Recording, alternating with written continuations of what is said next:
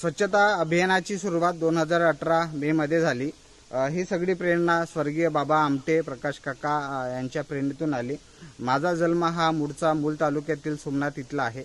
लहानाचा मोठा मी प्रकल्पात झालो आणि सगळे हे संस्कार सगळ्यांचे जे कुष्ठरोगी होते त्यांच्या सगळ्या आशीर्वादाने हे सगळं मी काम चालू केलं।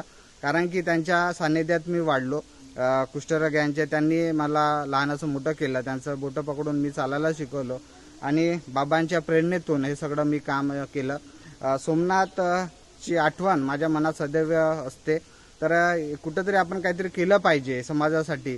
तर सगळा म्हणजे समाजानं गंदगी फेकली, म्हणजे कुष्ठरोगाला जसं फेकलं होतं तसं आपण कचरा फेकतो। तर या दृष्टीने मी स्वच्छता अभियान सुरू केली आणि निरंतर माझं काम 6 वर्ष आम्ही निस्वार्थ 2 तास आता करत आहे। यामध्ये सोमनाथ असेल, कॉलेज ग्राउंड आहे, स्मशानभूमी आहे, जिथे कचरा असेल, प्लास्टिक बाटल, दारू बाटल, वेपर्स पॅकेट तिथं पडत असतात, तिथं आम्ही जात असतो आणि ते सगळं उचलत असतो। सोमनाथ इथे चंद्रपूर जिल्ह्यातील व चंद्रपूर जिल्ह्याच्या बाहेरील मोठ्या प्रमाणात पर्यटक येत असतात। तर याच्यात मग दारूच्या बाटला, बियर बाटल, वेपर्स पॅकेट टाकून ठेवत असतात। तर आपला जो धबधबा आहे हा 12ही महिने वाहत राहावा यासाठी आम्ही सातत्याने प्रयत्न करत आहे।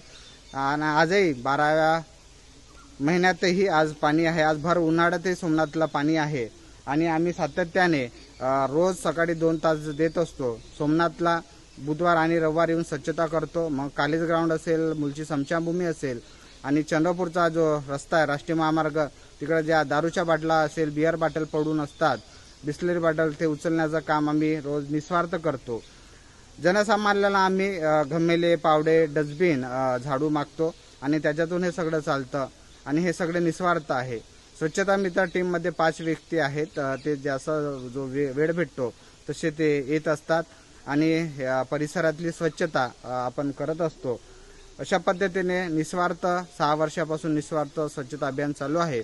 परिवर्तनाची सुरुवात स्वतःपासून म्हणत आम्ही आज एक पाऊल पुढे चालत आहे आणि प्रत्येक जागी जसं स्वच्छता होईल खेड्यामध्ये, शहरामध्ये, तर त्याचा संदेश पण आम्ही देत असतो आणि अशा पद्धतीने निरंतर आमचे 6 वर्ष पूर्ण होऊन आम्ही 7व्या वर्षी पदार्पण आता करत आहे।